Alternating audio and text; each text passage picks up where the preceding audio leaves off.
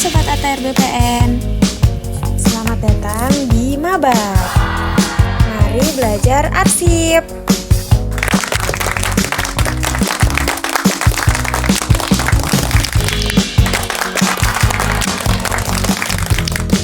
Selamat berpartisipasi dan semoga bermanfaat.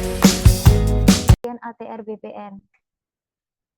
Untuk episode Mabar pada episode 29 kali ini, untuk permateri akan dibawakan oleh Mbak Tian selaku arsiparis ahli pertama di unit kearsipan 1 Kementerian ATR BPN.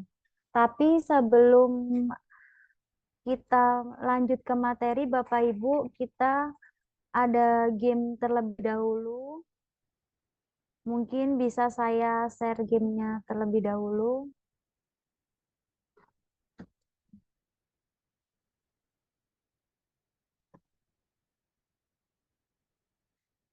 Saya izin share screen untuk gamenya.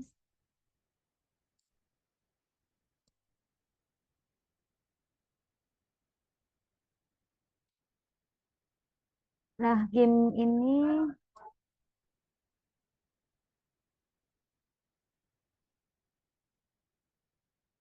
ini adalah yang pertama, apakah tema dari Mabar hari ini, Bapak Ibu? Mungkin bisa temanya dari Mabar hari ini, kata kuncinya. Mungkin ada yang ingin menjawab. Arsiparis ya, coba kita arsiparis. Arsiparis.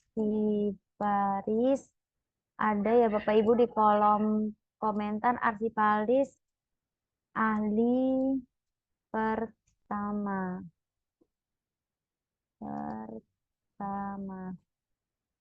Ye, benar semua. Betul Bapak Ibu untuk jawaban yang arsiparis ahli pertama. Untuk game selanjutnya, ini berkaitan dengan Kementerian ATR BPN yang selalu dinilai oleh Andri. Dari seluruh kementerian kita selalu ada penilaian dari Andri setiap tahunnya. Itu apakah namanya? Mungkin bisa dijawab melalui kolom komentar ataupun bisa resen.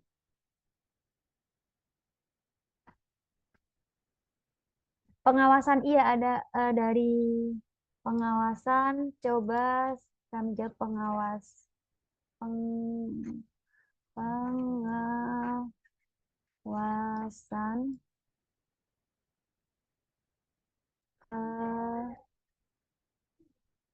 arsipan. Iya betul Bapak Ibu. Yeay. Sempurna.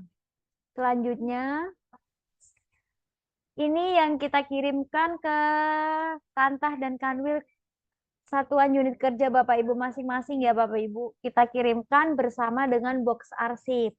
Nah, apakah ini namanya? Di episode Mabar sebelumnya sudah kita jelaskan untuk ini namanya apa? Ya betul, guide arsip. Ada Guide yang arsip. menjawab. Wait. Betul, sekali sempurna. Untuk selanjutnya, ini adalah kegiatan tahunan di unit kearsipan 1 dan seluruh satuan kerja Kementerian ATR BPN yang sering Bapak Ibu laksanakan ya, betul. Pemusnahan. Pemusnahan. Iya, Ibu. Pemusnahan. Ye, betul. Terima kasih Bapak Ibu. Untuk selanjutnya, ini adalah kegiatan Arsip tahun. statis. Ya, betul Pak Ibu. Terima kasih. Jadi ketika nanti dari Bapak Ibu Kantah atau Kanwil yang akan menyerahkan arsip statisnya, maka kita akan diserahkan oleh Pak Sekjen ke Andri. Terima kasih Bapak Ibu. Untuk selanjutnya, karena sesi game sudah selesai, maka saya langsungkan untuk acara materi yang akan disampaikan oleh Mbak Tian selaku arsiparis ahli pertama di lingkungan Kementerian ATR BPN. Waktu dan tempat kami persilahkan Mbak Tian. Terima kasih Mbak Beriana. Assalamualaikum warahmatullahi wabarakatuh. Eh, izin Bapak dan Ibu untuk saya menyampaikan materi Mabar episode 29. Izin untuk saya share screen materinya.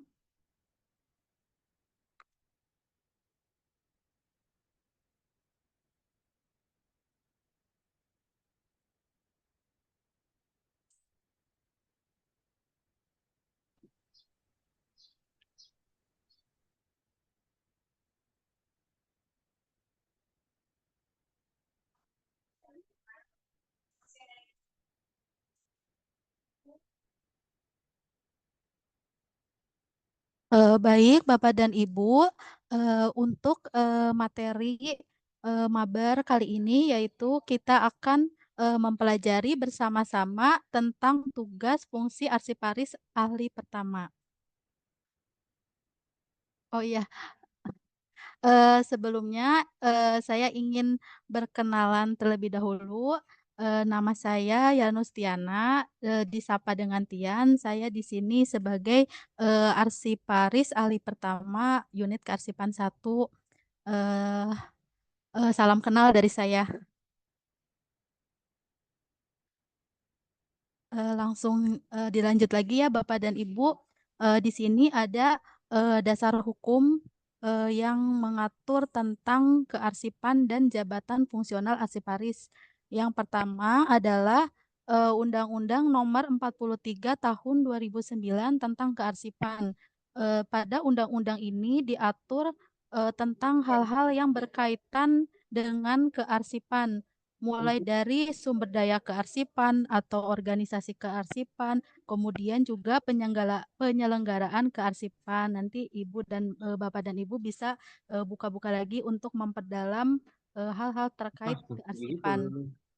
Kemudian ada juga Bapak dan Ibu untuk saya lupa mencantumkan di sini ada peraturan pemerintah nomor 28 tahun 2012 itu merinci tentang penyelenggaraan kearsipan.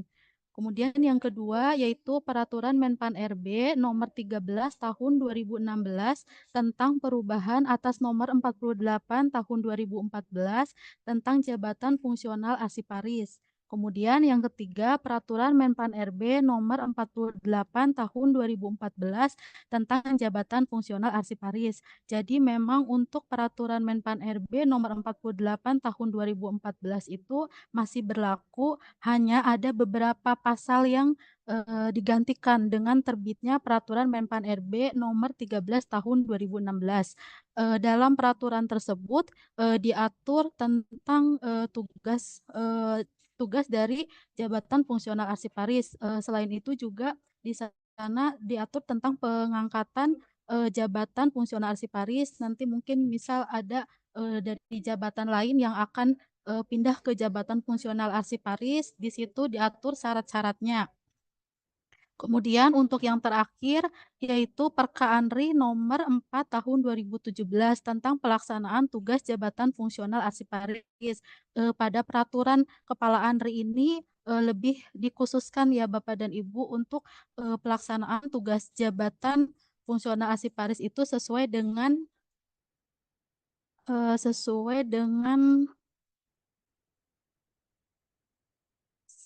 aku nggak bisa ya. Sesuai dengan tingkatan jabatan fungsional arsiparis.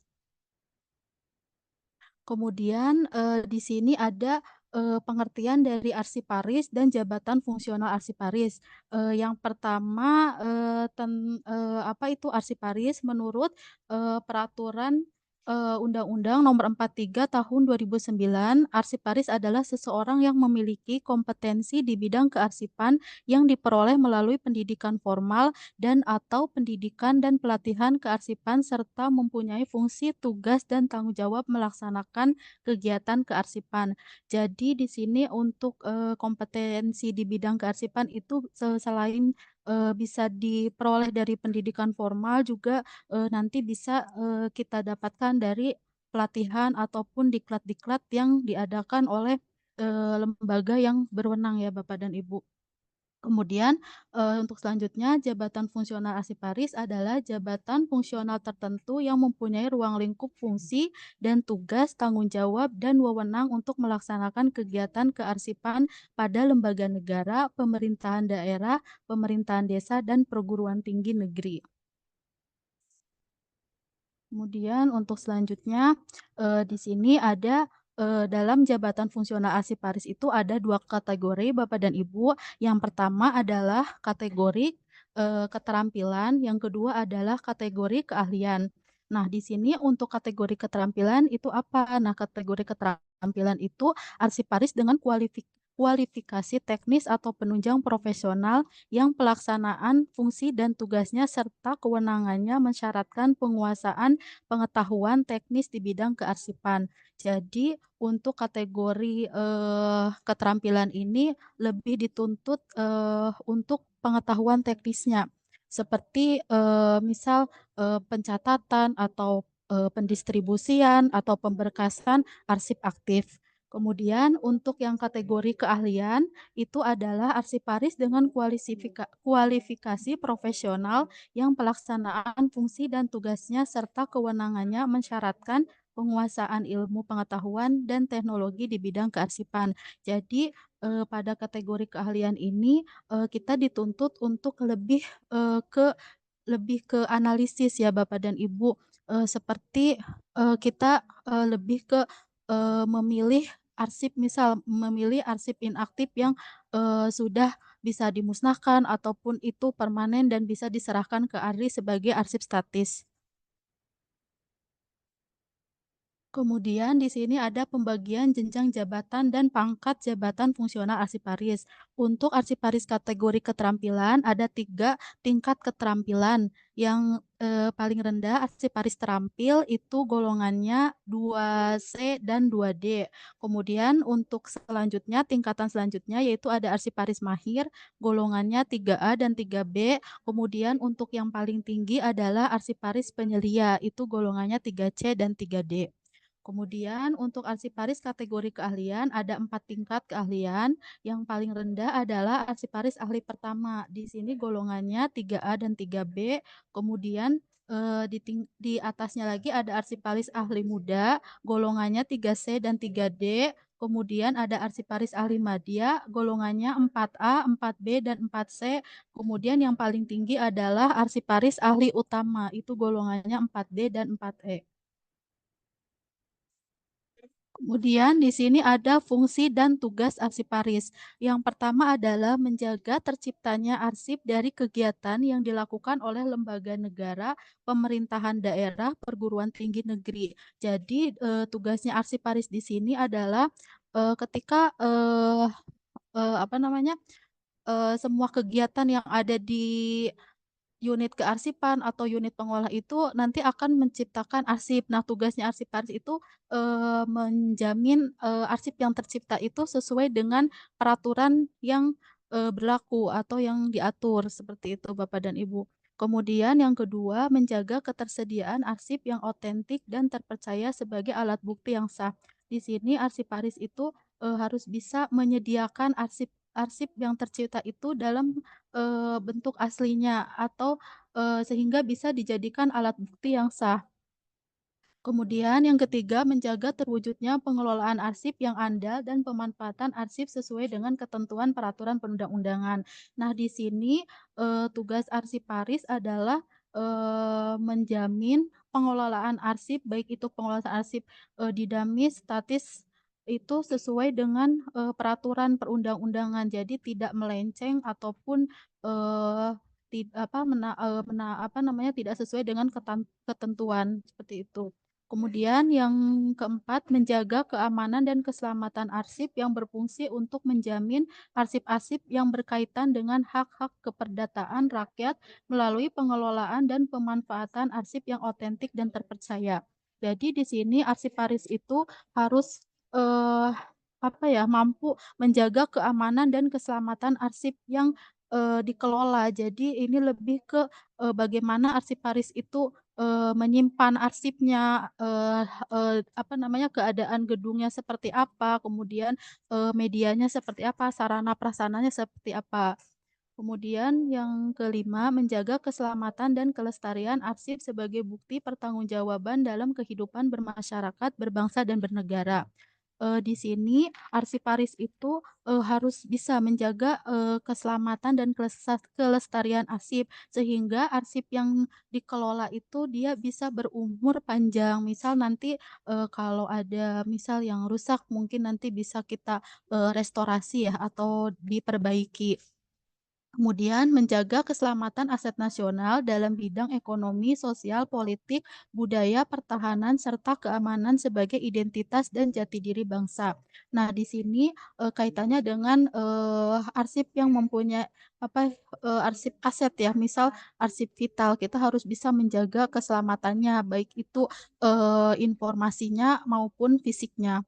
Kemudian yang terakhir, menyediakan informasi guna meningkatkan kualitas pelayanan publik dalam pengelolaan dan pemanfaatan arsip yang otentik dan terpercaya. Di sini arsiparis tentunya, harus selalu apa ya, harus bisa menyediakan ketika ada pengguna yang, ingin mendapatkan informasi terkait arsip, kita harus bisa, menyediakan informasi tersebut tentunya dengan, mengacu pada peraturan perundang-undangan. Kemudian di sini ada kewenangan arsiparis. Yang pertama yaitu menutup penggunaan arsip yang menjadi tanggung jawabnya oleh pengguna arsip apabila dipandang penggunaan arsip dapat merusak keamanan informasi dan atau fisik arsip. Yang kedua, menutup penggunaan arsip yang menjadi tanggung jawabnya oleh pengguna arsip yang tidak berhak sesuai dengan ketentuan peraturan perundang-undangan. Jadi, 2 poin ini yaitu, jadi arsiparis itu mempunyai, kewenangan untuk, apa namanya, membatasi pengguna arsip yang menurut, peraturan itu dia tidak berhak. Eee, jadi untuk, ini juga, untuk menjaga keselamatan dan keamanan arsip. Nah, dari itu kita selalu, me mengasih tahu ke Kantah. Untuk jika ada yang meminjam arsip asli, itu, bisa untuk pembawaan arsipnya itu dibawa oleh arsiparis ataupun petugas arsip. Nah, kalau misal, keterbatasan SDM itu nanti mungkin bisa, adanya berita acara, penyerahan maksudnya, peminjaman arsip yang mungkin nanti di situ dijelaskan kondisi arsip ketika dipinjam seperti apa, kemudian jumlah lembarnya seperti apa, sehingga ketika nanti, arsip itu, dikembalikan, nanti, arsip itu sesuai dengan, keadaan ketika arsip itu dipinjam. Kemudian di sini, yang ketiga melakukan penelusuran arsip pada pencipta arsip berdasarkan penugasan oleh pimpinan pencipta arsip atau kepala lembaga kearsipan sesuai dengan kewenangannya dalam rangka penyelamatan arsip. Nah, ini di sini, misalnya ada, peminjaman arsip ya Bapak dan Ibu. Nah, ini, tugas hanya arsiparis yang berwenang untuk melakukan penelurusan penelurusan arsip.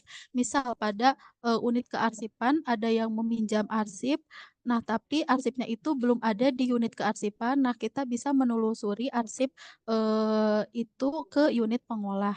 Seperti itu Bapak dan Ibu. Kemudian di sini ada tugas pokok arsiparis. Yang pertama, pengelolaan arsip dinamis, pengelolaan arsip statis, kemudian pembinaan kearsipan, yang terakhir pengolahan dan penyajian arsip menjadi informasi. Nah, di sini, tugas pokok keempat ini, merupakan tugas pokok semua tingkatan, jabatan fungsional arsiparis, dari yang tadi terampil sampai yang, utama. Cuman untuk pembedanya adalah nanti pada uraian kinerjanya. Contohnya, untuk pengelolaan arsip dinamis, untuk yang arsip inaktif, misal pada, arsiparis terampil itu hanya sebatas menata, arsip inaktif yang dipindahkan, tetapi untuk ahli pertama itu nanti dia, lebih ke menentukan, nasib akhir dari arsip inaktif tersebut. Apakah nanti, bisa dimusnahkan ataupun nanti, menjadi arsip statis. Kemudian di sini ada tugas tambahan arsiparis. Jadi selain, tadi tugas pokok, arsiparis juga, ada tugas tambahannya. Yang pertama adalah peran serta dalam kegiatan ilmiah di bidang kearsipan. Nah ini, arsiparis itu bisa melakukan penelitian-penelitian yang tentunya, yang apa namanya, masih berkaitan dengan kearsipan. Misal kita mau melakukan penelitian pengelolaan arsip di kantor X gitu, seperti itu. Kemudian yang kedua melakukan kajian, telaah, atau analisis kearsipan dalam bentuk polis brief. Nah ini mungkin, lebih ke jurnal-jurnal ya Bapak dan Ibu. Kemudian yang ketiga menemukan dan melakukan pengembangan teknologi tepat guna di bidang kearsipan atau inovasi dalam pengelolaan arsip.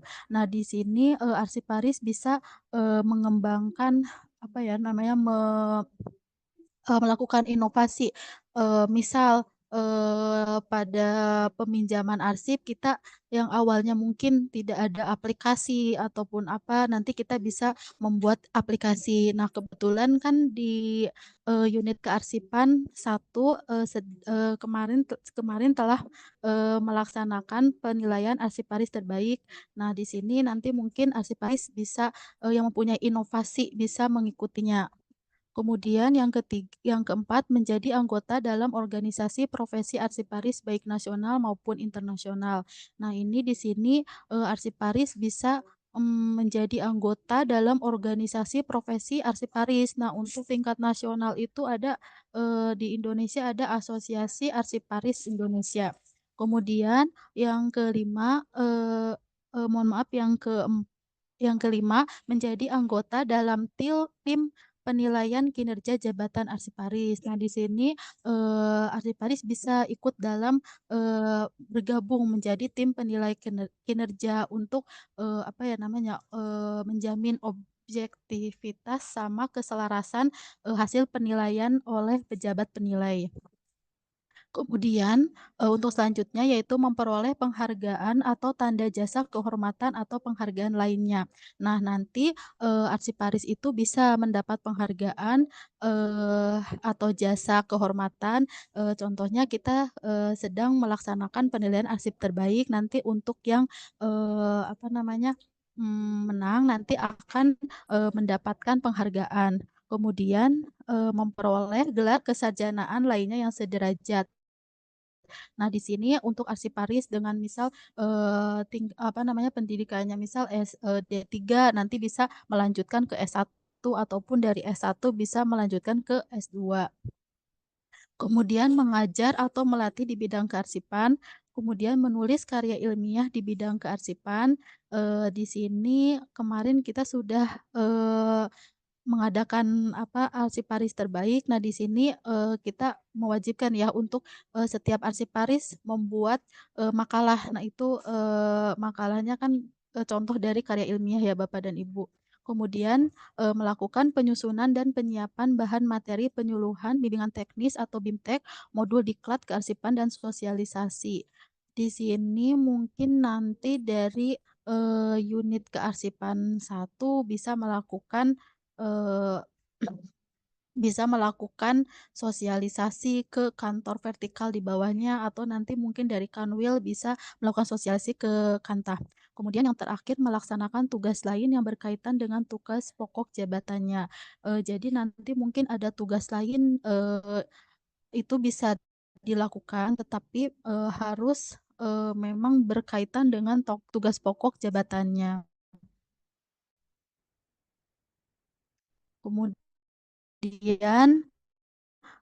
tadi sudah dijelaskan untuk tugas pokok arsiparis. Nah, di sini, saya ingin, menyampaikan untuk, uraian kerjanya dari tugas pokok arsiparis ahli pertama. Yang pertama, tugas pokoknya pengelolaan arsip dinamis. Di sini uraian kerjanya, yang pertama menyeleksi arsip inaktif yang akan dimusnahkan, kemudian membuat daftar arsip inaktif usul musnah, yang ketiga melaksanakan pemusnahan arsip inaktif, kemudian menyeleksi arsip inaktif yang akan diserahkan, kemudian membuat daftar arsip inaktif usul serah dan melaksanakan penyerahan arsip. Nah, uraian kerja ini, berkaitan dengan pemusnahan ya Ibu dan Bapak, pemusnahan dan penyerahan arsip, statis ke ANRI. Jadi, nanti, kita bertugas, memilah arsip inaktif yang tersimpan itu apakah sudah melewati jadwal retensi arsip sesuai dengan peraturan yang kita punya, yaitu Peraturan Menteri Agraria dan Tata Ruang, Nomor 8 Tahun 2020. Nanti bisa dilihat di situ apakah sudah melewati, batas retensinya. Misal mungkin sudah melewati, kita harus lihat lagi apakah keterangannya itu bisa dimusnahkan, apa, permanen. Kalau misal nanti permanen berarti kan tidak bisa dimusnahkan. Nah, kita mungkin bisa, diusulkan menjadi arsip statis kalau memiliki nilai kesejarahan. Nah, di sini output atau hasil kerja dari uraian kerja,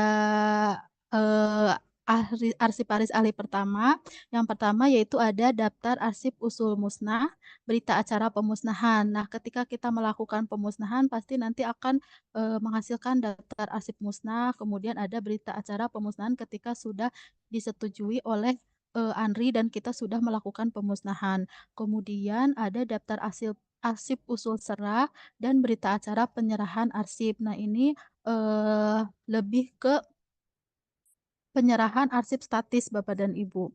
Kemudian, tempatnya itu ada di unit kearsipan. Nah, untuk pengelolaan, arsip statis, untuk uraian kerjanya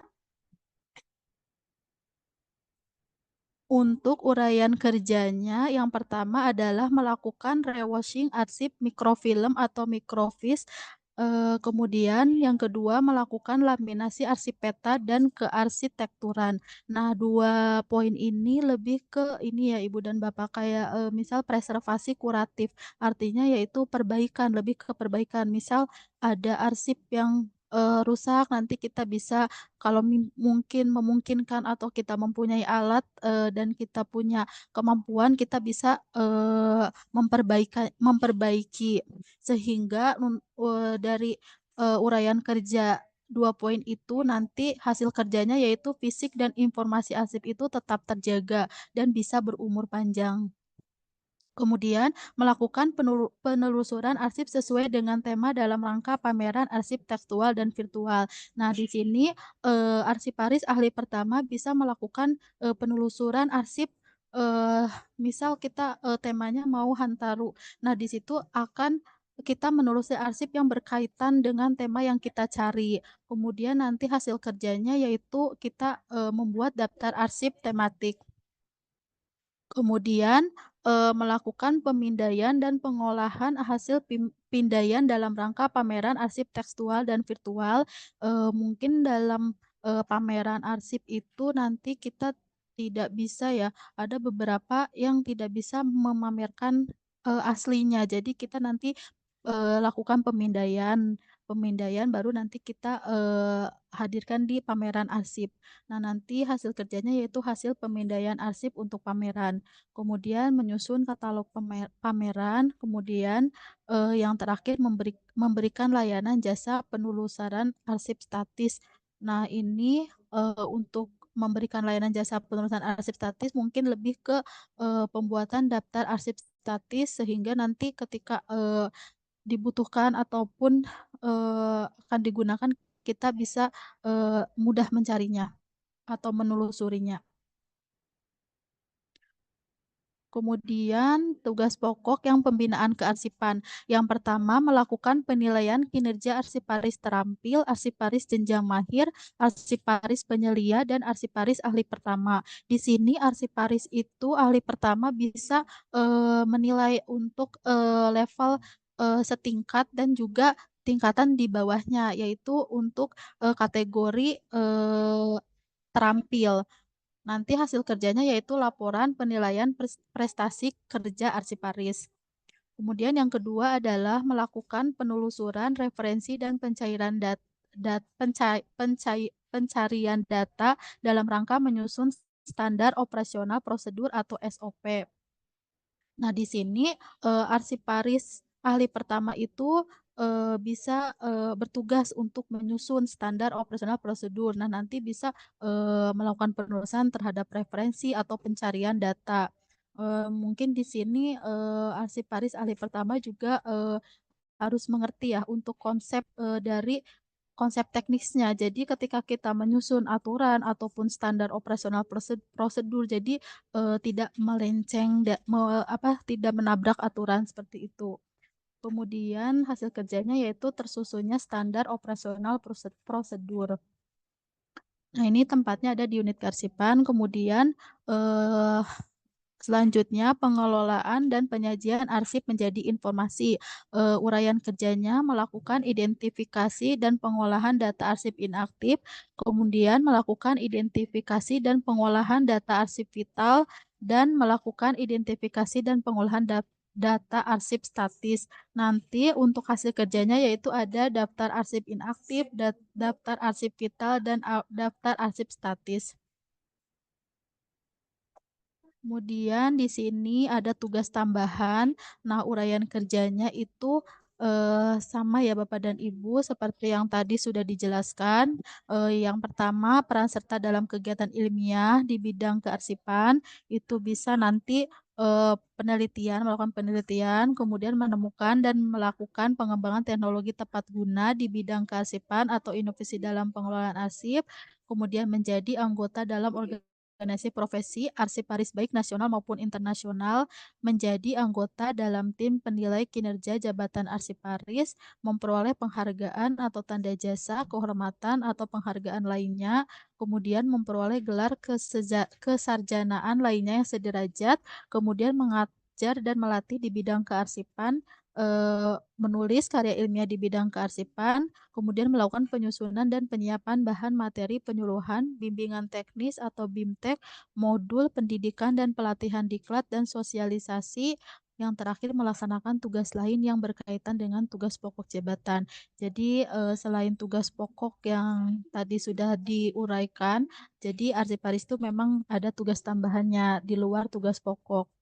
Nah, nanti hasil kerjanya bisa karya tulis ilmiah atau laporan penelitian, atau nanti bisa ke laporan hasil penilaian seperti itu. Nah, ini untuk tempatnya bisa di unit pengolah dan unit kearsipan. Sekian, materi yang, saya sampaikan.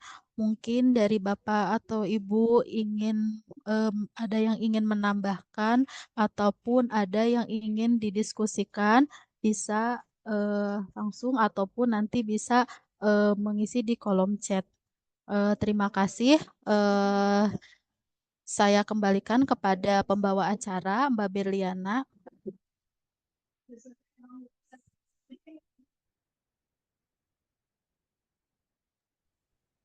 Kembali, terima kasih Mbak Tian atas penyampaian materi pada episode Mabar 29 kali ini. Mungkin selanjutnya dari Bapak Ibu yang ingin bertanya, kami akan buka sesi tanya jawab di Mabar episode kali ini. Mungkin bisa resen atau melalui kolom chat di via Zoom. Mungkin ada dari Bapak Ibu katakan yang ingin bertanya tentang jabatan fungsional arsiparis ahli pertama, tugas dan fungsinya bisa ditanyakan di episode Mabar kali ini.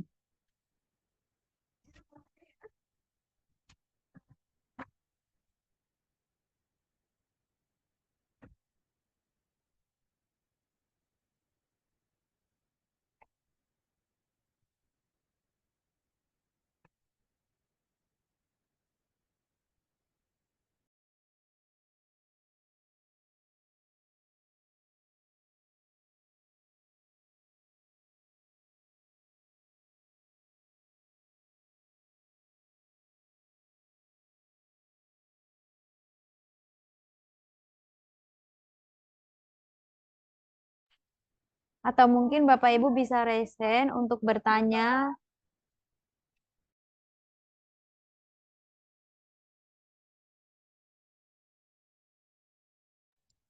Mungkin kalau tidak ada yang bertanya tentang JF Arsip Paris, bisa bertanya tentang kearsipan ataupun jabatan fungsi tentang JF kearsipan yang ada di lingkungan Kementerian ATR BPN.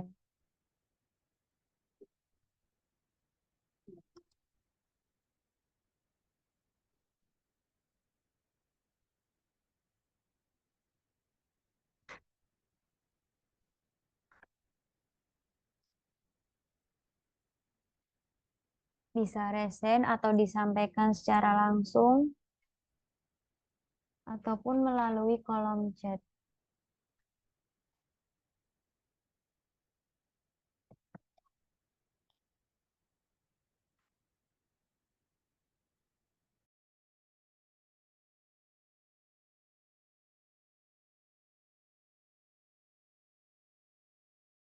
Izin Mbak Tian, mungkin ada pertanyaan dari Bung Miansyah dari Kanwil Kalteng. Izin bertanya, dalam pengelolaan arsip berkaitan dengan pemusnahan arsip, bagaimana dengan arsip yang sudah dimusnahkan karena sudah habis masa retensi atau jadwal retensi arsipnya dimusnahkan berdasarkan peraturan dan sesuai dengan langkah-langkah pemusnahan arsip dikarenakan adanya pemeriksaan atau kasus yang mungkin ada kaitannya dengan berkas-berkas yang dimusnahkan tersebut sehingga arsip tersebut diperuntukkan kembali. Bagaimana solusi atau tindakan yang dilakukan? Apakah dengan BA daftar asli yang telah dimusnahkan? Terima kasih. Izin Ibu Helmi dari Kanwil Kalteng, mungkin bisa dijawab oleh Mbak Tian. Ya, baik Mbak Berliana, izin menjawab pertanyaan dari Ibu Helmi. Nah, untuk mengenai arsip yang sudah melewati jadwal retensi arsip, kemudian dimusnahkan, tetapi ternyata masih diperlukan lagi, itu sangat jarang ya Ibu, karena kita untuk membuat peraturan jadwal retensi arsip itu pasti sudah memperkirakan tentang apa namanya penggunaan arsip tersebut. Nah, mungkin nanti kalau misal memang sudah dimusnahkan tetapi diperlukan, nanti kita mungkin bisa menunjukkan apa namanya berita acaranya juga iya, kemudian daftar arsip yang telah dimusnahkan, kemudian kita juga bisa menunjukkan peraturan kenapa kita bisa memusnahkan. Yang penting kita dalam pemusnahan itu sudah sesuai dengan aturannya. Mungkin itu yang bisa saya jawab. Mungkin ada yang bisa ada yang mau menambahkan. eh, Dipersilakan.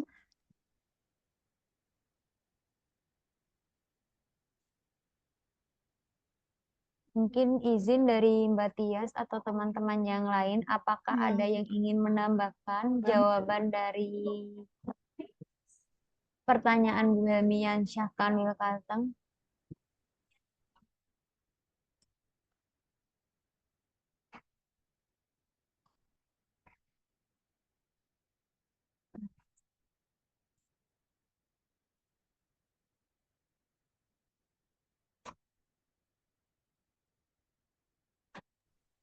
Izin Mbak Berliana, mungkin Ya, jika ada tidak ada, pertanyaan selanjutnya. ya jika tidak ada yang tidak menambahkan, mungkin ada ke pertanyaan selanjutnya. Selanjutnya, izin Mbak Tian untuk yang pertanyaan selanjutnya dari Bu Rahmi Kanta Kota Tanjung Balai.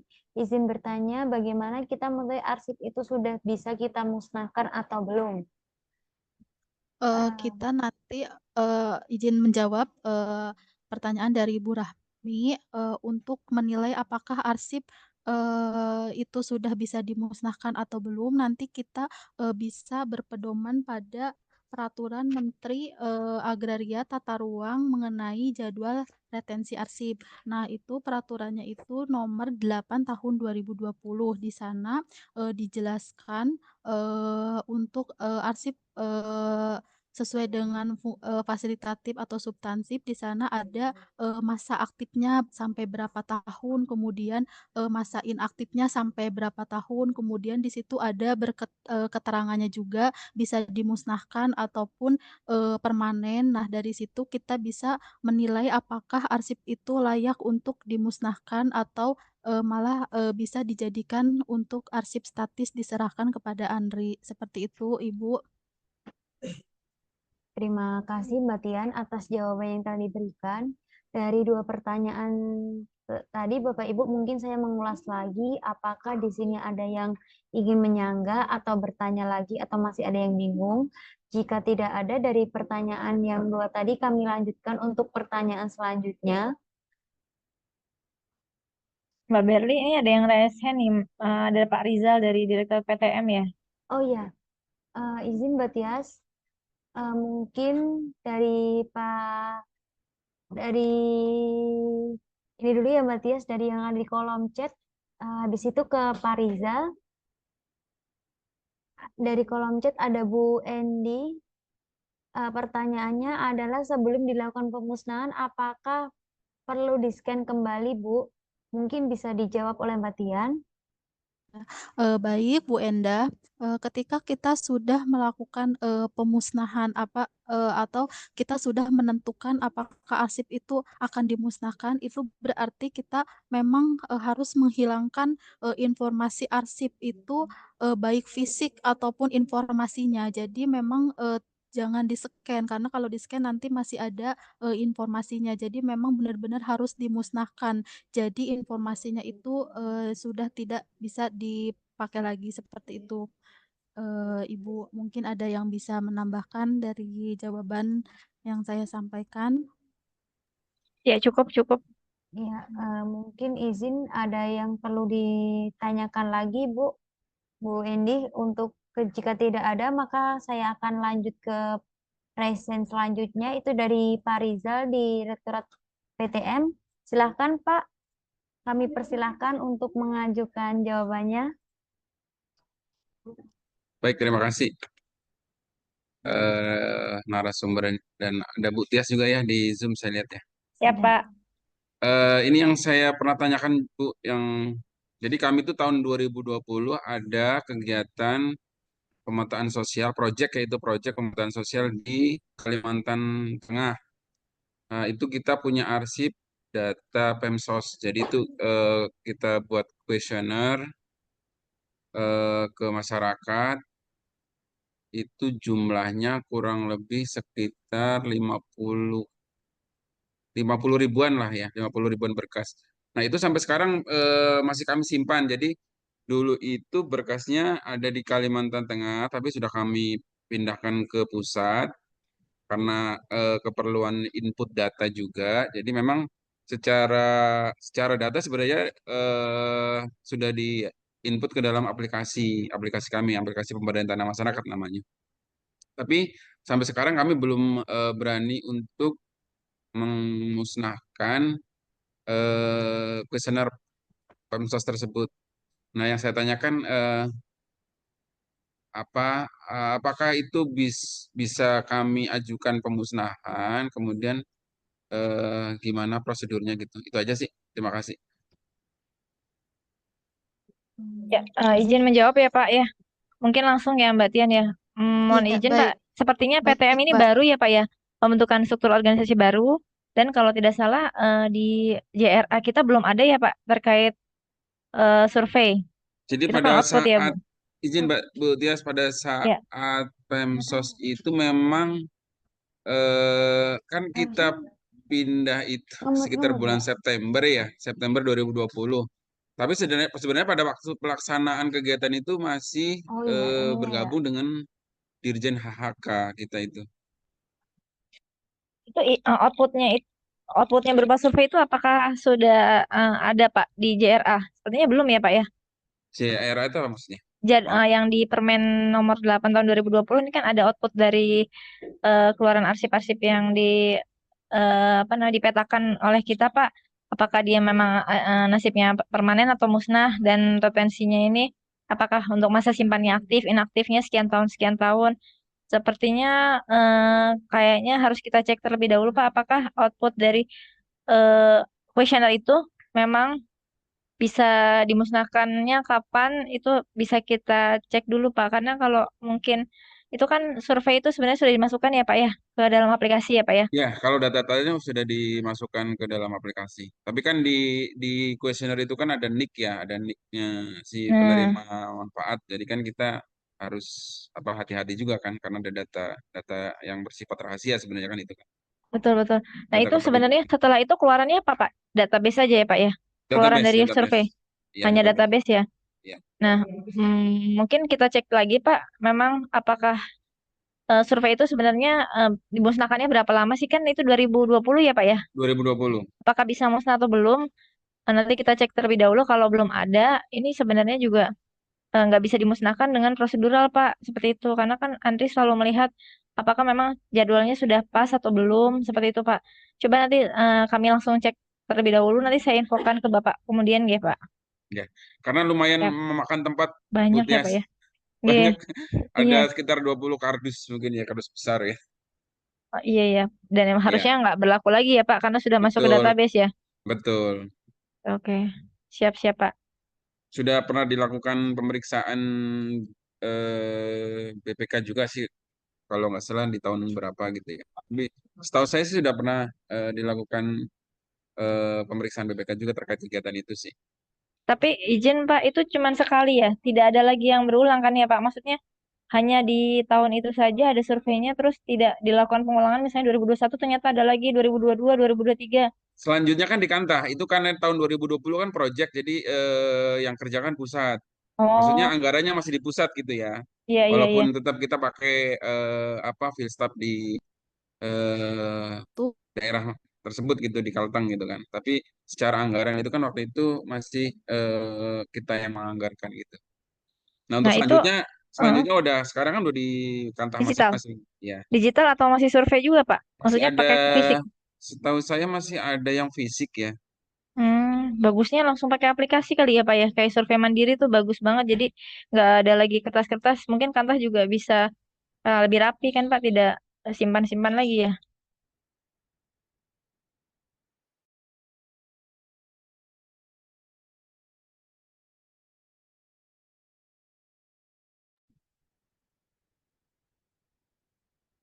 Baik, berarti itu ya Mbak ya, makasih ya. Nanti mungkin kami bisa diinfokan terkait apa tindak lanjutnya tadi tuh Mbak. Kalau memang Oke bisa Pak, siap. musnahkan kan kita ajukan apa Musnahannya ya Pak pemusnahan. ya. Siap Pak. Coba nanti kita cek dulu ya Pak Rizal. Makasih Pak. Baik Bu Tias, terima kasih. Terima kasih Pak Rizal dan Bu Tias untuk jika tidak ada pertanyaan lagi, mungkin saya bisa lanjut. Yang pertanyaan selanjutnya, ya, izin Ibu Sari dari Kanta Hulu Sungai Tengah ya kalau nggak salah, HTS, HST. Mohon izin Bu bertanya Bu, sekarang kita sudah mulai menggunakan sertifikat elektronik. Kira-kira nanti untuk pengolahan arsip elektroniknya seperti buku tanah atau warkanya itu siapa yang mulainya Bu? Apakah arsiparis atau pengelola arsip atau bagian lain? Lalu bagaimana pengelolaannya Bu? Terima kasih. Mungkin izin Mbak Tias atau Mbak Tian yang akan menjawab pertanyaan ini. Waktu dan tempat saya persilahkan. Eh, Mbak Tian dulu ya. Ya, ya baik Mbak Tias. Izin mencoba untuk menjawab. Jadi untuk pengelolaan arsip itu baik elektronik ataupun konvensional itu memang yang mengelola adalah arsiparis atau nanti jika tidak ada arsiparis itu bisa oleh petugas arsip seperti itu. Kemudian untuk pengelolaannya itu mungkin lebih mudah ya dibanding maksudnya dibanding yang konven, tetapi mungkin membutuhkan teknologi yang tinggi dan juga SDM ya dalam mengelola arsip elektronik seperti itu. Mungkin dari Mbak Tias bisa untuk menambahkan. Siap, terima Terima kasih. Terima kasih pertanyaannya, pertanyaan yang menarik sekali ya Bapak Ibu. untuk pengelolaan arsip elektronik ini sedang kita bahas juga untuk bagaimana proses ke depannya. Untuk peraturannya sedang kita godok dengan Pusdatin juga Bapak Ibu. Dan untuk pengelolaan arsip sendiri masih dipikirkan juga oleh pimpinan apakah pengelolaannya nanti di KKP atau mungkin ada aplikasi lainnya. Dan untuk yang mengelola benar sekali tadi yang disampaikan oleh Mbak Tian ya, bahwa arsiparis yang nanti akan mengelola dari arsip-arsip elektronik yang sudah diciptakan. Nanti akan diberikan role-nya ya Bapak Ibu ya untuk akses siapa-siapa, misalnya apakah nanti untuk penciptaannya ini hanya siapa yang bisa melihat. Kalau untuk arsiparis ini sendiri hanya melihat dan nanti mengelola arsip-arsip setelah menjadi arsip seperti itu Bapak Ibu. Jadi untuk penciptaannya mungkin teman-teman teknis yang bisa mengakses, namun ketika sudah menjadi arsip itu otomatis role-nya tidak ada lagi teman-teman teknis berpindah ke teman-teman arsiparis seperti itu. Ini juga sedang dipikirkan bagaimana metodenya, dipikirkan oleh mm, Pusdatin ya nanti berkoordinasi dengan Biro Umum karena untuk pengarsip ini di bawah koordinasi dari Biro Umum dan layanan pengadaan. Terima kasih. Terima kasih Mbak Tias dan Mbak Tian. Untuk pertanyaan selanjutnya mungkin bisa saya lanjut. Apakah masih ada pertanyaan lagi untuk eh, tema subtema yang tadi ditanyakan? Jika tidak, saya lanjut dari Ibu Utami dari Kantah Kota Payakumbuh. Izin bertanya Ibu, dalam proses pemusnahan arsip pimpinan unit kearsipan 3 mengundang saksi dari unsur hukum dan unsur pengawas untuk hadir dalam pelaksanaan pemusnahan arsip. Untuk unit kearsipan 3, unsur pengawas dan unsur hukum itu contohnya bagaimana ya Bu? Terima kasih. Mungkin bisa dijawab oleh Mbak Tian untuk pertanyaan ini. Saya persilakan. Baik, mungkin untuk unsur pengawas dan unsur hukum itu eh, mungkin nanti dari UK 1 atau dari pusat ya. Mbak Tias, apakah bisa menambahkan terkait yang unsur pengawas dan unsur hukum di di di UK 3? Oh iya, siap. Jadi untuk Terima yang kasih. di UK 3 ya unsur pengawasnya nanti disesuaikan Bapak Ibu dengan si inspektorat yang mengawasi wilayah mana. Biasanya kan di Kanwil, di Kantah A ya ini eh, menjadi ranahnya dari Inspektorat Wilayah 2. Nah, ini silakan Bapak Ibu mengundang saksi dari teman-teman Inspektorat Wilayah 2 untuk hadir. Tidak perlu hadir ke sana, bisa melakukan via Zoom. Untuk unsur hukumnya ini tadi sudah disampaikan Mbak Tian ya. Kalau unsur hukumnya ini silahkan dari teman-teman SKP Bapak Ibu, seksi dari eh, penanganan sengketa ya. Ini silahkan diundang hadir fisik tentunya ya karena di kantor tersebut ya. Untuk yang dari seksi pengawasan, silahkan dari inspektorat wilayah itu diundang via Zoom. Nanti hadir dan tanda tangannya nanti bisa ditandatangani mungkin via Zoom itu ada tanda tangannya yang bisa dilengkapi ataupun mungkin berkasnya bisa dikirim ke inspektorat lalu nanti dikirim kembali ke kantor pertanahan. Seperti itu tambahan dari saya. Terima kasih.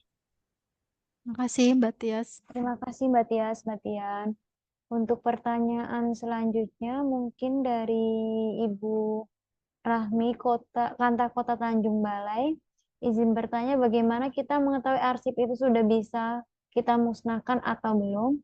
Mungkin bisa dibantu jawab oleh Mbak Tian atau Mbak Tias. Kami persilahkan. Hmm, Seperti Izin sama menjawab. ya tadi ya. Iya, ini Iya, sepertinya sama dengan pertanyaan yang tadi. Jadi saya ulangi lagi untuk pemusnahan arsip untuk menilai apakah arsip itu sudah dimusnahkan atau tidak. Kita berpedoman pada Peraturan Menteri CRA. Agraria dan Tata Ruang tentang Jadwal Retensi Arsip Nomor 8 Tahun 2020. Nanti di sana sudah dijelaskan untuk masa aktif dari arsip, masa inaktifnya. Ketika sudah melewati masa inaktifnya, nanti jika keterangannya di situ tertulis dimusnahkan, maka kita bisa melakukan pemusnahan. Tetapi kalau memang di situ tertulis permanen, walaupun sudah melewati retensi inaktif, tapi kita tidak bisa memusnahkan. Nanti kita bisa diserahkan ke unit kearsipan. Seperti itu. Mungkin dari Mbak Tias ada yang ingin ditambahkan? Izin Bapak Ibu untuk mungkin ini ada pertanyaan dari Bu Endi lagi. Untuk di kabupaten mungkin ada yang masih belum ada pengadaan box arsip, guide dan lain-lain. Apakah ada solusi dan saran untuk kami, Bu? Izin Mbak Tias dan Mbak Tian bisa menjawab pertanyaan ini. Saya persilahkan untuk pengadaan box.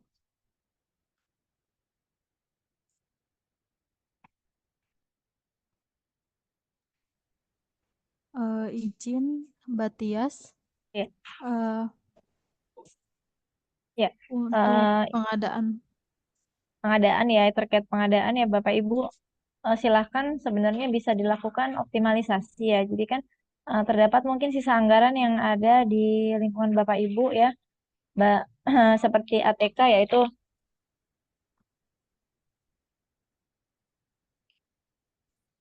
deh. Ya, bisa silahkan dioptimalisasi untuk pengadaan box arsip. Sebenarnya tidak terlalu mahal ya Bapak Ibu ya. Jadi untuk pengadaannya pun tidak perlu harus seluruhnya. Bapak Ibu mungkin bisa bertahap pengadaan 100 box terlebih dahulu. Karena sebenarnya murah Bapak Ibu sekitar 22.000 ya untuk pengadaan box arsip sedang. Dan penggunaannya pun jangka panjang, tidak setiap tahun ganti. Malah bisa lebih mudah dan lebih murah menurut saya. Untuk guide juga bisa Box arsip. dilakukan penggantian Iya, dengan ntar gue bantu. map Lo sederhana saja kalau gini memang aja. belum Kamu belum jawab aja bisa deh, Bu. Menggunakan belum bisa pengadaan guide bisa diganti dengan menggunakan map saja. Tapi untuk pengadaan box arsip, silakan dilaksanakan optimalisasi di lingkungan Bapak Ibu sekalian dari sisa-sisa anggaran yang nantinya bisa dikumpulkan. Lalu silakan pengadaan box arsip dan tidak perlu seluruhnya Bapak Ibu dicoba bertahap terlebih dahulu. Nanti penyimpanannya jangan kalau bisa tidak lagi mungkin pengadaan bantek yang terlalu banyak ya. Jadi kita ganti pengadaan banteks itu sendiri dengan pengadaan box arsip. Boleh pengadaan banteks, tapi nanti kalau Bapak Ibu sekalian pengadaan banteks pun karena arsip itu seyogyanya tidak bisa dibolongi ya, harus sesuai dengan arsip sebagaimana diciptakan. Jadi utuh arsip tersebut tanpa dibolongi itu sebenarnya malah pengadaan banteks dengan plastik itu untuk tidak karena tidak boleh dibolongi itu akan menambahkan atau mungkin anggarannya akan terlalu besar karena kita membeli banteks juga dan membeli plastik-plastik karena arsipnya tidak boleh dibolongi di banteks tersebut ya. Jadi otomatis kita membeli arsip untuk kita masukkan arsip tersebut ke dalam plastiknya, baru kita masukkan ke banteks. Mungkin kita ganti Bapak Ibu kita tidak pengadaan banteks, lalu kita mengadakan box arsip untuk pembelian arsip-arsip. Beda lagi untuk keuangan sendiri, arsip keuangan itu silakan bisa langsung masuk ke dalam pengadaan box arsip yang sedang Bapak Ibu. Jadi untuk pencariannya pun sebenarnya mudah jika Bapak Ibu memberikan identifikasi atau pelabelan di dalam box itu sendiri. Itu cukup sekian dari saya. Mungkin ada tambahan dari teman-teman lainnya atau ada sanggahan dari Bu Enda. Saya sebenarnya pengen bertatapan dengan Bapak Ibu sekalian ini. Jadi tidak hanya sistem chat ya. Silahkan Bapak Ibu sambil mengemukakan langsung seperti Pak Rizal tadi, menyampaikan langsung dan tidak perlu di chat. Jika nanti ada yang memang masih perlu ditanyakan, ini tidak chat lagi, melainkan langsung disanggah saja di sini, Bapak Ibu. Ini kan sebenarnya pembicaraan yang ringan ya, kita tidak berat lah. Mungkin penyampaiannya juga tidak apa-apa, tidak terlalu resmi. Ini silahkan pembicaraan ringan ini dilangsungkan di sini, tidak masalah Bapak Ibu. Terima kasih, cukup Mbak Berli, Mbak Tian. Terima kasih Mbak Tias.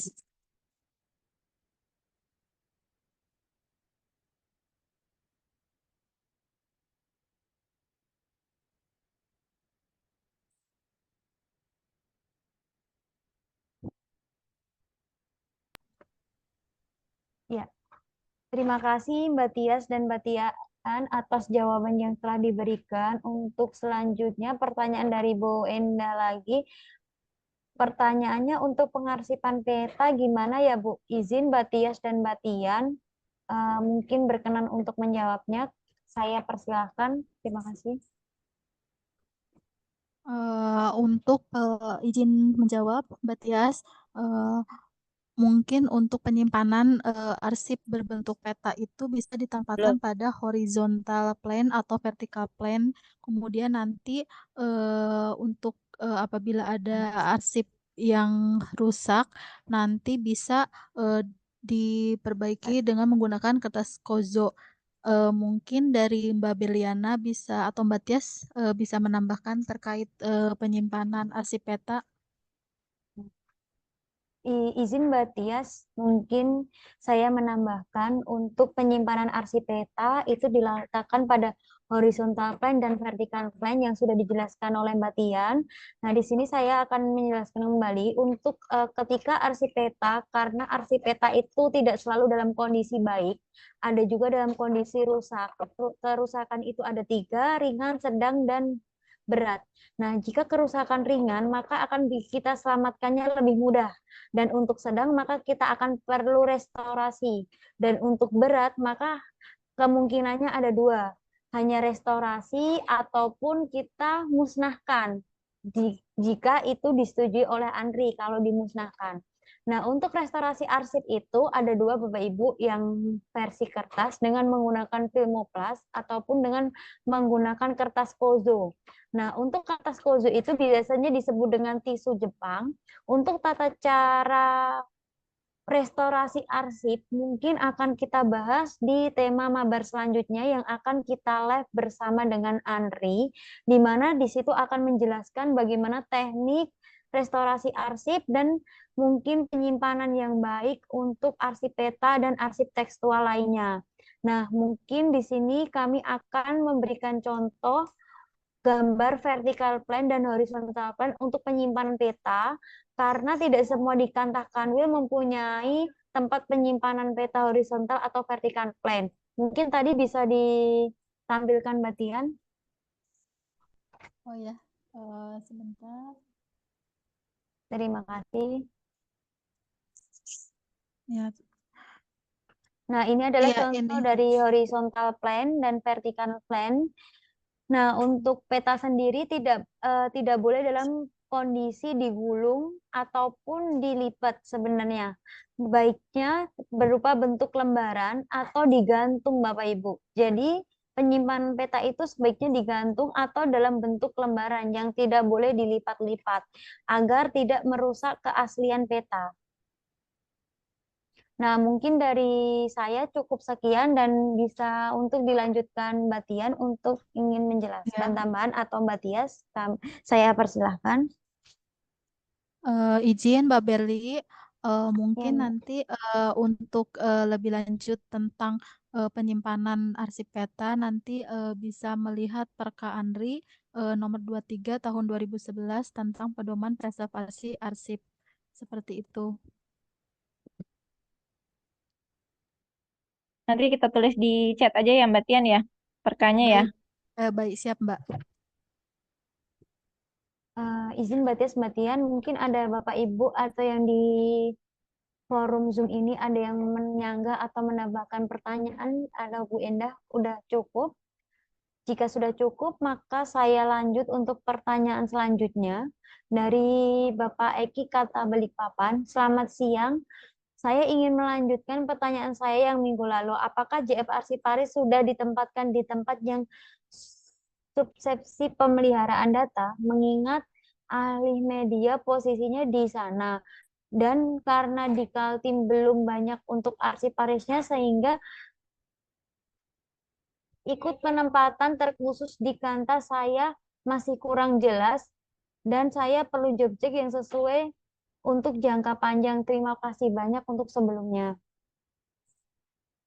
Izin Mbak Tias dan Mbak Tian mungkin bisa saya persilahkan untuk menjawab pertanyaan ini, dan mungkin juga sudah disampaikan untuk minggu lalu sebenarnya untuk job text arsiparis ini konsultasinya ke siapa, dan mungkin di sini ada Mbak Tias dan Mbak Tian yang akan menjelaskan kembali. Terima kasih.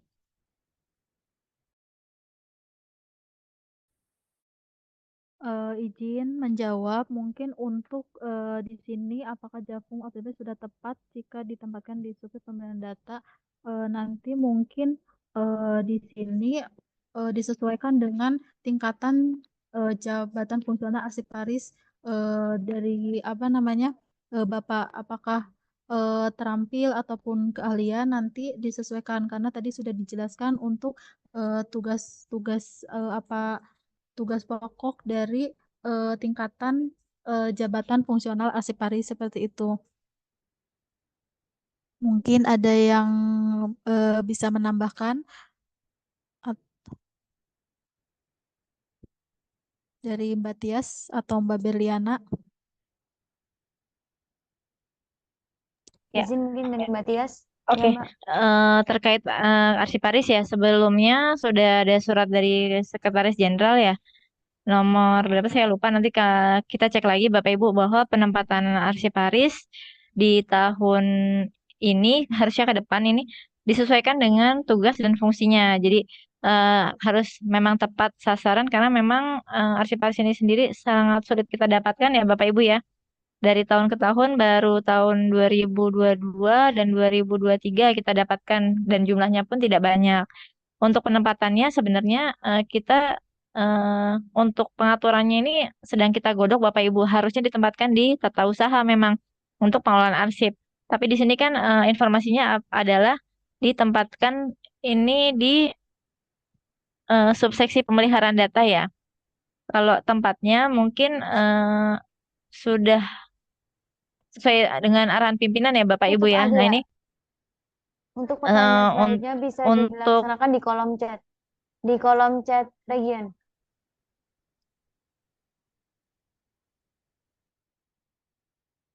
untuk job desk-nya sebenarnya sesuai dengan kewenangan Arsiparis ya. Jika memang dari Eki ini sendiri Arsiparis terampil harusnya disesuaikan dengan job desk Arsiparis terampil karena memang walaupun kita penilaiannya berdasarkan SKP Bapak Ibu ke depannya kita tidak mengetahui karena untuk peningkatan angka kredit memang tetap membutuhkan output-output dari pekerjaan arsiparis. Dan kami sendiri sudah sampaikan di jajaran kantor pertanahan dan kantor wilayah agar menempatkan teman-teman ini arsiparisnya sesuai dengan tugas fungsinya, tidak memberi tugas di luar dari pekerjaan arsiparis seperti itu. Karena walaupun memang SDM-nya memang sedikit ya Bapak Ibu atau terbatas dan arsiparis itu sendiri pengelolaannya pun sebenarnya banyak.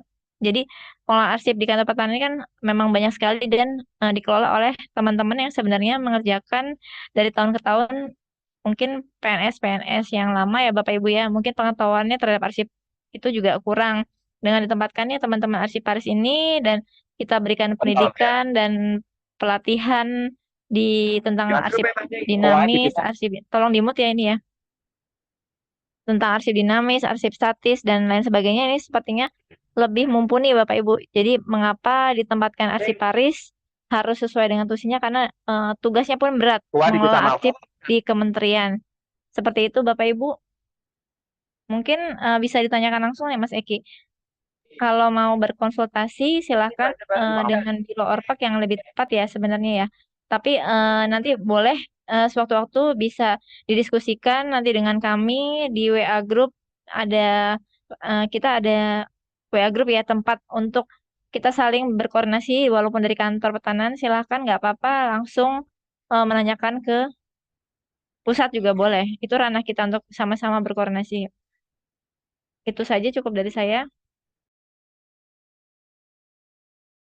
Terima kasih Mbak Tias.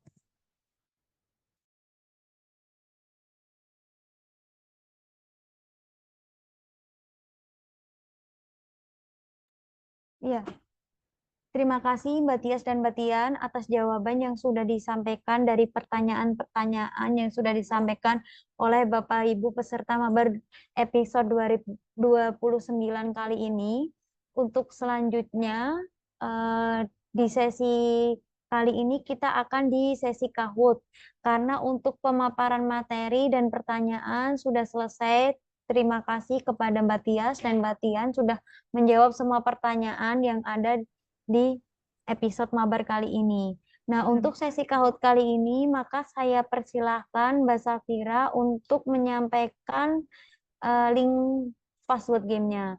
Dan mungkin dari Bapak Ibu di sini, jika nanti ada pertanyaan, maka akan kita tampung dulu.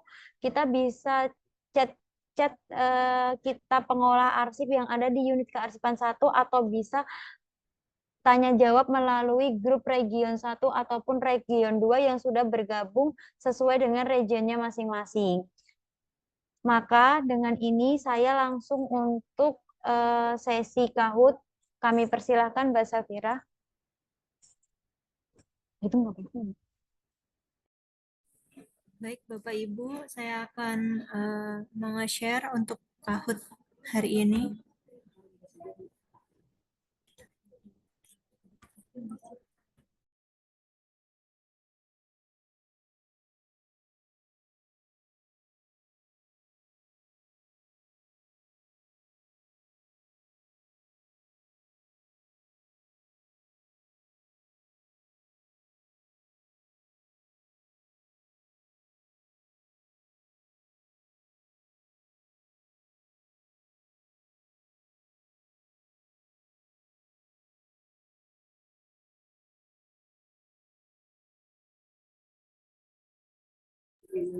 Baik, Bapak Ibu bisa bergabung dengan PIN game 356659.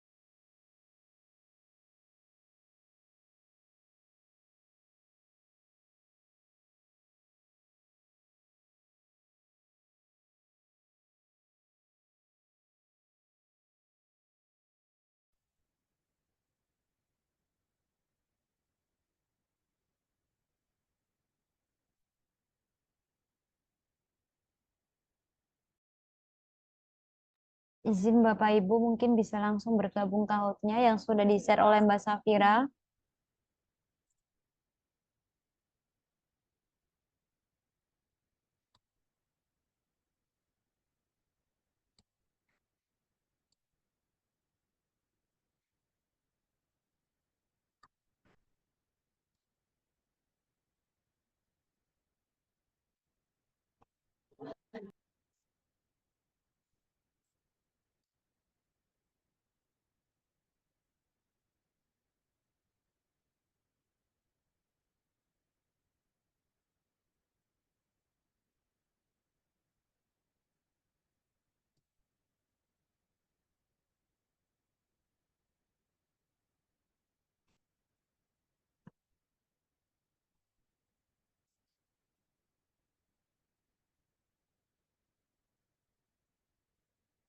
Iya, mulai aja terserah.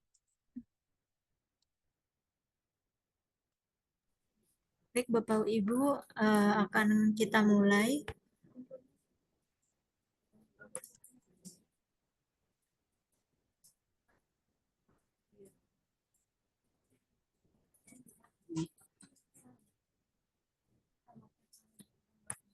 Undang-undang yang mengatur tentang kearsipan adalah A. Undang-Undang Nomor 34 Tahun 2009, B. Undang-Undang Nomor 43 Tahun 2009, C. Undang-Undang Nomor 4 Tahun 2010, D. Undang-Undang Nomor 3 Tahun 2009.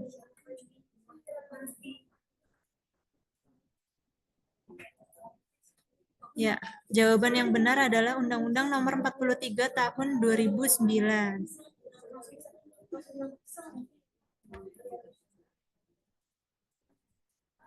Yang pertama ada Nola, yang kedua ada Yaya, yang ketiga ada Kito. Selamat kepada Bu Nola menempati skor tertinggi.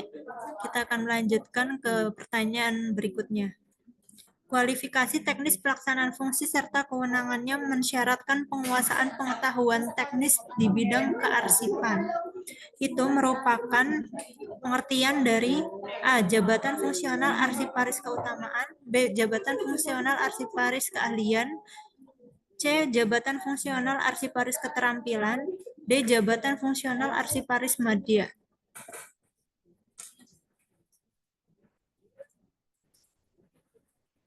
Ya, jawaban yang benar yaitu C. Jabatan fungsional arsiparis keterampilan.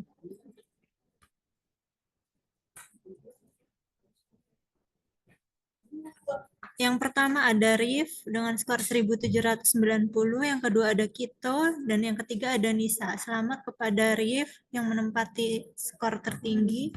Kita akan melanjutkan. Perka Andri yang mengatur pelaksanaan tugas jabatan fungsional arsiparis adalah A. Perka Andri nomor 7 tahun 2014, B. Perka Andri nomor 4 tahun 2014, C. Perka Andri nomor 4 tahun 2017, D. Perka Andri nomor 7 tahun 2017.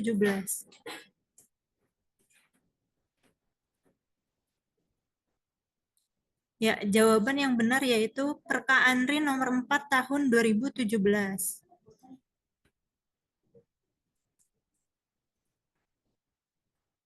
Untuk skor tertinggi sekarang berada di Kito, yang kedua ada Pisar, yang ketiga ada Mae. Lalu berikutnya, fungsi dan tugas arsiparis kecuali A. Menjaga terwujudnya pengelolaan arsip yang andal, B. Menjaga keselamatan aset nasional, C. Menjaga ketersediaan arsip yang autentik dan terpercaya, dan D. Melaksanakan fungsi yang diberikan oleh asisten perekonomian. Kecuali ya Bapak Ibu.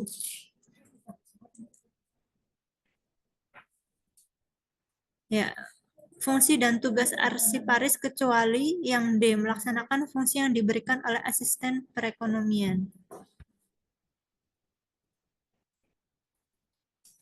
Ranking pertama berada di Pisar, kedua ada Kito, yang ketiga ada Tika DIY.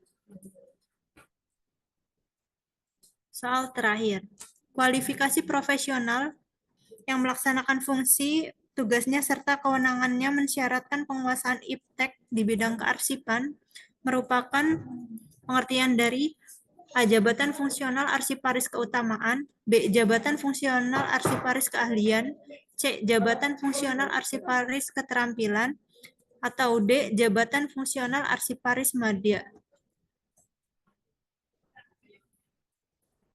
Jawaban yang benar yaitu jabatan fungsional arsiparis keahlian.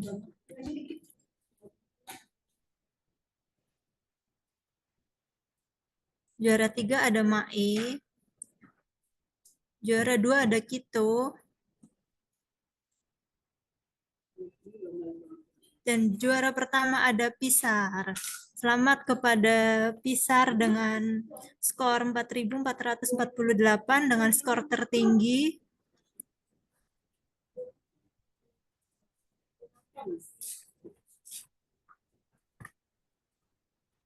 Terima kasih Mbak Safira untuk sesi Kahutnya.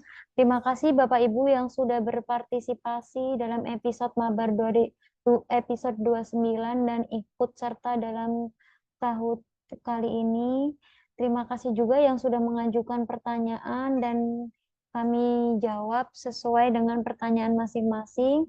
Mungkin dari saya dan kami selaku Panitia Mabar mengucapkan terima kasih kepada Bapak Ibu.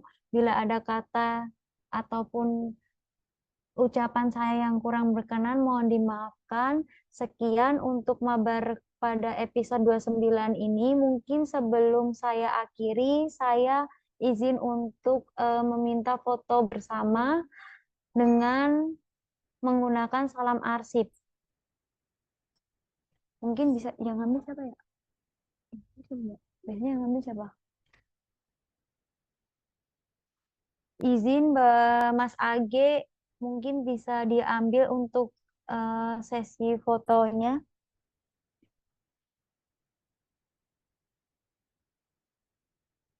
Halo Mas Age, tes. Ya, oke, kita ambil Mbak Berli. Oke, yang pertama, Izin Bapak Ibu mungkin yang slide yang pertama. 1, 2, 3. Untuk slide yang kedua lanjut Bapak Ibu.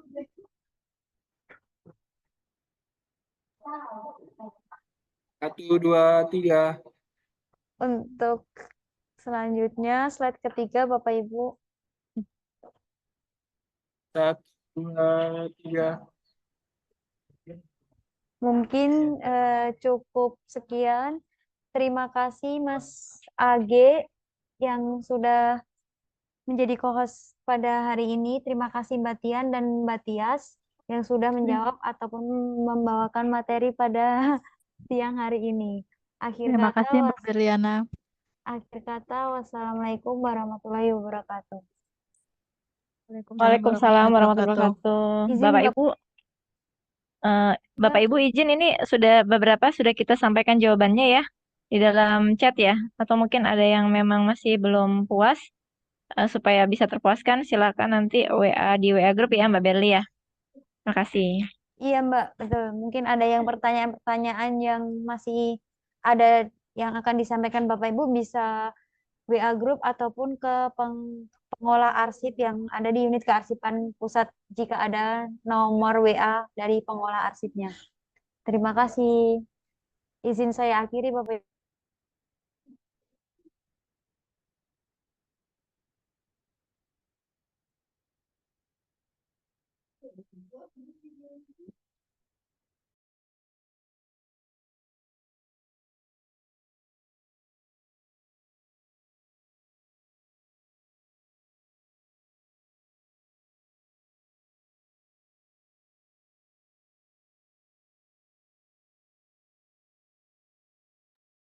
Oke, izin live Bapak Ibu.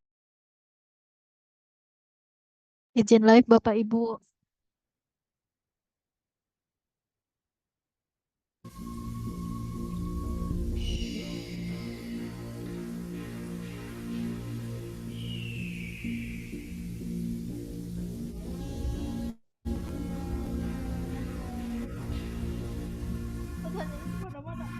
Kanan box.